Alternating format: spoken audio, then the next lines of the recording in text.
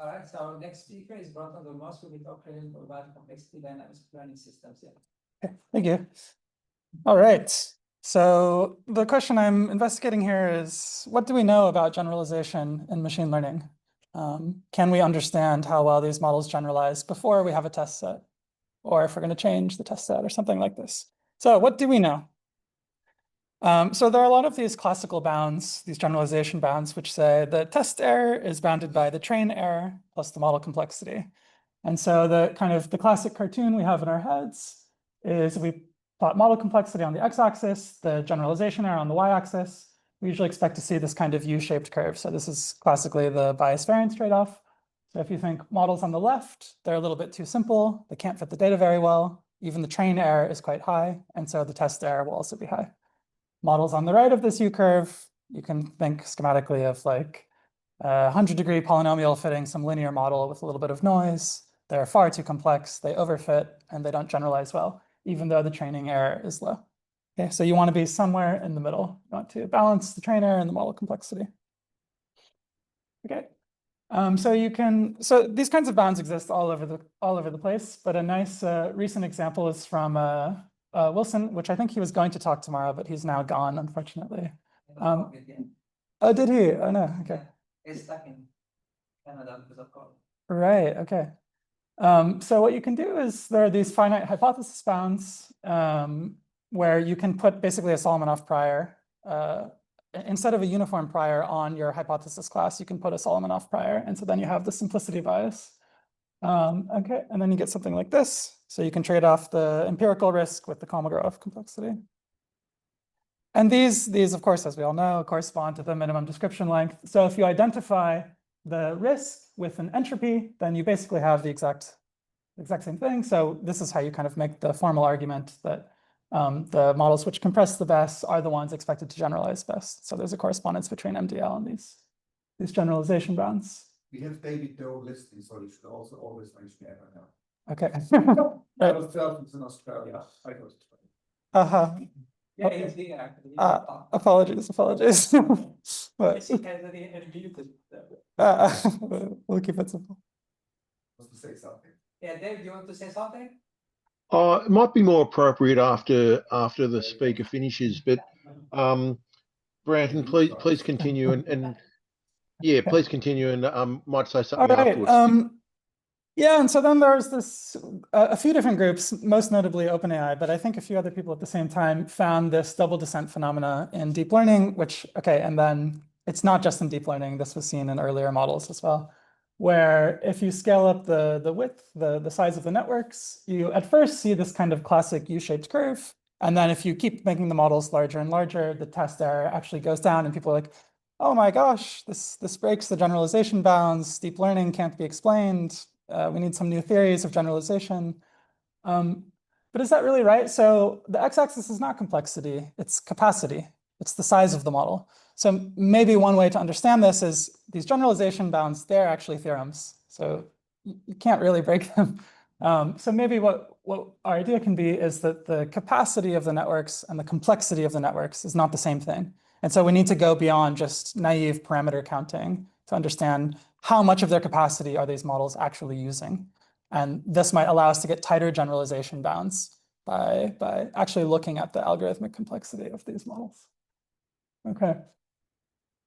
And so maybe one kind of misleading picture, which we can also get rid of, is we often think of we're kind of navigating this loss landscape, but really in these super high dimensional models, the loss landscape is very high dimensional.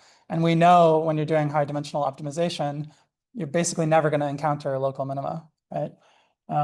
Everything becomes a saddle point in higher dimensions. And so this could be the intuition for why do these larger models actually generalize better? Well, they're never going to get trapped in a local minima because of this effect. And so perhaps what we could imagine, and we'll come to some proof of this later, or at least hints of a proof, is that these larger models are actually finding simpler solutions. So we might imagine that actually the algorithmic complexity of the larger models could be smaller than the complexity of some of these medium scale models. And we'll see some evidence for this later. Okay. And so one heuristic, which is not quite compatible with the complexity bounds, is to look at the effective dimensionality of these models. And so there's various ways you can do this, and I'll talk about one later. But basically, you can look at how much of the model's capacity is it actually using, and I'll come to a formal definition later. But if you plot the effective dimensionality in green here, and this is also from a paper by Andrew Wilson and his group, you can see that actually the effective dimensionality is rising when these medium scale models are generalizing worse, and then it's going down. So this is some good initial evidence to explain this phenomenon. Okay, so now I'll come to sort of the meat and my contribution. So I saw this GIF on Twitter about a year or two ago, where someone tracks the JPEG file size. Yes, they track the JPEG file size of these screen grabs of this milk mixing into coffee. And what they find is it kind of goes up at first, and then it reaches a maximum, and then it starts to go down again. So there's this kind of rise and fall of complexity.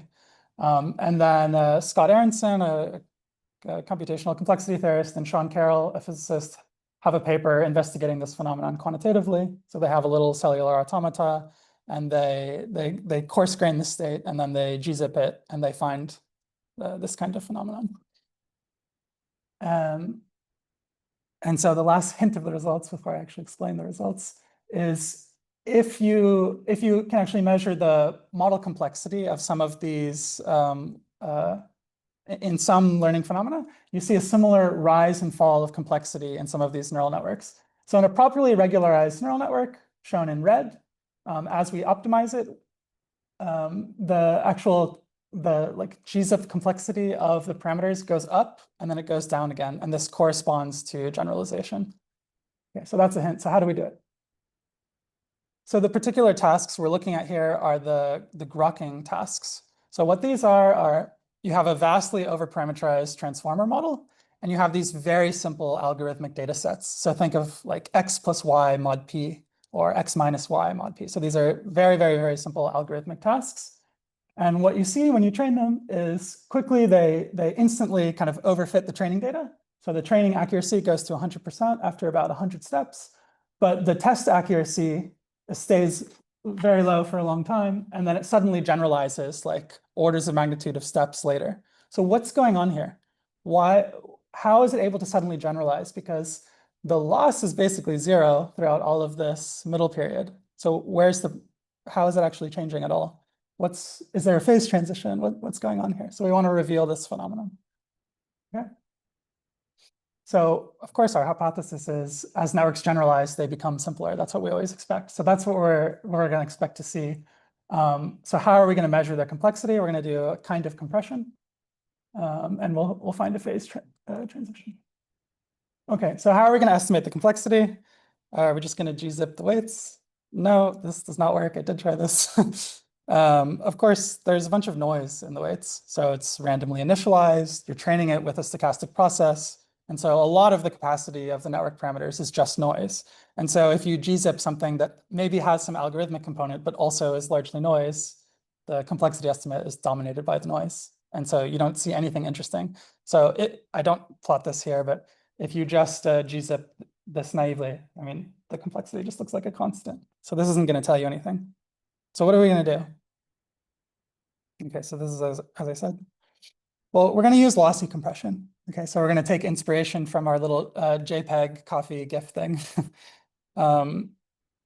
So how does JPEG work, and why does it work? So we can do better than lossless compression when there's a model for what matters. So in the JPEG model, what matters is, can humans tell the difference? Humans can't tell the difference between like very fine high frequency details. And so what we do for JPEG is, okay, you take a Fourier transform and just get rid of all of the high frequency components, you just set them all to zero. And then you do your entropy coding in Fourier space after you've gotten rid of all of the high frequency stuff. And then you save the low frequency details. Okay. And so there's a theory of this. It's called rate distortion theory. And it basically says, okay, if you're willing to allow for a little bit more distortion when you decode, you can achieve a better encoding rate. So we're going to use this idea in the algorithmic information setting. And Vitani and others have, they have generalized rate distortion theory. So there's algorithmic rate distortion theory. Okay, so that's exactly what we're going to do for the neural networks. What's our distortion model? It's the loss function, right? The loss function. So anyway, in the end, all we cared about was the loss function. We got the weights from optimizing the loss function. So we don't care about the particular weights that much. So we're going to be okay with coarse graining them. Okay, and in particular, what are we going to do? We're going to do a low rank approximation, just like they do in JPEG. We're not going to use a Fourier transform. We'll use a singular value decomposition. And then we'll quantize the weights in that low rank space. Okay. So we also need to regularize the model complexity. So, okay, there's a whole variety of different kinds of regularizers out there. But let's just think a little bit about how these work. So think about a single parameter of your model. Let's say it has a maximum size of lambda and a minimum, like a precision of delta. Then the information capacity of that one parameter is log lambda over delta. Okay, so now you can think schematically.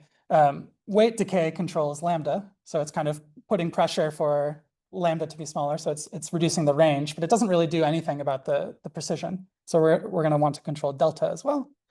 And so the way we're going to do that is we're just going to keep adding noise to the network. And we're just going to scale some Gaussian noise by some value delta. And that's going to prevent any structure from forming below the delta scale. And so something that can happen, kind of pathology of just using weight decay, is you can just push all of the complexity into shorter length scales without actually reducing it. But if you do it from both sides, weight decay and this noise floor, then you're actually like reducing the range a lot more. Okay, and then the other kind of regularization we'll do is spectral regularization. So if you take your singular value decompositions, so M will be like a single layer of our model. So it'll just be some big matrix. We'll take a singular value decomposition. So we'll get USV. So U and V are the left and right singular vectors. S are the singular values. And now you can do this fun trick where you normalize the singular values, sigma I. And then once you've normalized them, you can interpret them as a probability distribution. And you can take the entropy of this distribution. And people have studied this. This is called, you can call it the spectral entropy. And this actually tells you about the effective rank of your matrix, right? So this tells you how many of those rows are you actually using to do some of the computation. Now, the problem here is the SVD is the optimal low rank approximation under the Frobenius norm, but we don't care about the Frobenius norm. We care about the loss function. So we don't deal with that here, but for future work, this will be good. Okay, so if we properly regularize these networks, and then we do this coarse graining procedure where we as I described, we take the SVD and then we try to take the lowest rank decomposition that we can while staying within some loss bound of the original model. So that's going to be our distortion bound. And then we gzip those weights. We can track the complexity of the model as it's going through this phase transition. And it's quite beautiful. So the dashed line is the training accuracy, and then the solid gray line on the right is the test accuracy. And you can see there's a rise and fall of complexity in these models as they transition from memorization to generalization. So it's giving you, I mean, I think pretty clear evidence that, yeah, they really are just memorizing all of the brute facts. And then at some point they're learning a lower complexity model, and you can actually see that rise and fall. I think it's quite cute. But you need some way of removing all of the noise and the weights to achieve this. So that's why you need to do the coarse graining. And yeah. Top to make kind of decay, the bottom to kind of the red line is going up again. Is that just noise? Or? It's just noise, yeah. Yeah. So if you run this for an order of magnitude, it stays flat there. Any other questions? I mean, this is the main result. Any other questions on this? It's not a question, but yeah, it's sort of a question. I mean, you went through a lot of effort in order to extract obviously simpler model where you can just find the complexity. And you don't distort the loss too much. Does that mean you have actually sort of like not distilled, but you came up with a model which is nearly equally good and much smaller? That's right. Yeah, it's essentially distillation. But could it be used just beyond that? I mean, if it works on a large scale, right? You have a model which is 10 or 100 times cheaper to run, right? Yeah. That's, I mean, this is scientifically great, but it could have great practical applications. Indeed, yeah. I mean, so a lot of people now are doing things like quantization-aware training, stuff like this. Yeah, so I think there's a lot of effort. I mean, And there's also LoRa. Yeah, it's- absolutely. There's a relation. Yeah. You pushed it further, right? In a different way, I think, yeah. So there's no learning here for the course grading. It's Yeah. just it's an online search of like course grading parameters. Yeah. Maybe in that thing, I didn't see any kind of pruning or lottery ticket subnetworks in there. Would that also be a way of simplifying the model? Right. So I mean, we're course graining away parameters. So it's like pruning, but pruning is a hard version. Course graining is like the soft version, right? And we're finding a sub network basically. Yeah. So we're kind of finding the lottery ticket if you want. Okay, so you can do it. Well, you end up with a lower complexity model. But not as far as one. No. No, you do low rank, right? But, Yeah, okay, true. you- Yeah. Yeah. Yeah, but okay, that might be two sides the same. So I set a bunch of the low rank, like the left and right singular vectors are set to 0. They're still there. I mean, yeah, they're 0. So You can got it, you have a fully connected layer, you make it low rank, that Mm. means effectively you have a middle layer. Yeah. And then you could sparsify on top of it, right? I mean, you cannot do low rank and sparse at the same time, I would guess, without, any, further structure. I mean, I guess we're sparsifying in the low rank decomposition, right? Or no, I guess that doesn't make sense. Yeah, but Yeah. rank 1 matrix is full. Yeah. Right? Yeah, It's not sparse matrix. right. Yeah, but the sort of diagonalization is sparse. Yeah. Saying the. Yeah, but it's a different, so there could be functions well representable by a sparse network Mm. and not representable by low rank and vice versa. Mm. I would think they're just different. Yeah. And I'll come in a few slides to I'll talk about this more, but yeah. Yeah. We'll have to give more slides. Okay. Yeah. Cool. Yeah, okay. And then what about without regularization? So what if you just have a neural network, no weight decay, none of these regularization methods at all? So you can see the training accuracy goes to 100. It memorizes, it overfits its training data. The test accuracy stays low. I know it looks like it starts to go up a little bit. I promise you it doesn't go up any more than that if you do another order of magnitude of steps. It doesn't actually generalize. And then you can see the complexity rises and then it just stays high. So it never fully generalizes. Cool. So then some comments on statistics versus algorithms. So we train these networks statistically, right? We're doing entropy minimization, but they're learning some kind of algorithmic structure. And then maybe by doing this coarse graining procedure, we're kind of taking away some of the noise and looking a little closer at just the algorithmic structure that the network learns. But how can we force the learn models towards only the algorithmic structure? How can we get rid of like all of the noise? I don't have the answer, but I do want to tell you about someone else's work that I think is very relevant and everyone should study this. So there's this really nice work called diff logic, where he replaces these like fully connected layers with distributions over logic gates, over binary logic gates. So you have to binarize all of your inputs. And now at every single node, you have a distribution over every binary logic gate. So there are 16. And you also take a continuous relaxation of these logic gates. So you can push gradients through them. So everything becomes very differentiable. And then you're learning the probability distribution over the logic gates. Then at the end, you just sample a circuit. You just sample a circuit. So you're getting just a circuit of logic gates. So it's only the algorithmic structure. Now, once you have this like circuit of logic gates, now you can break out all of your like discrete analysis tooling, your SAT solvers and your compilers and stuff, and do like code and circuit cleanup. And I think you could get very, very tight complexity bounds. So if you look up this work, diff logic, yeah, he's able to get extremely compressed models. And when you realize this in hardware, you can see like orders of magnitude better compression ratios and faster inference as well.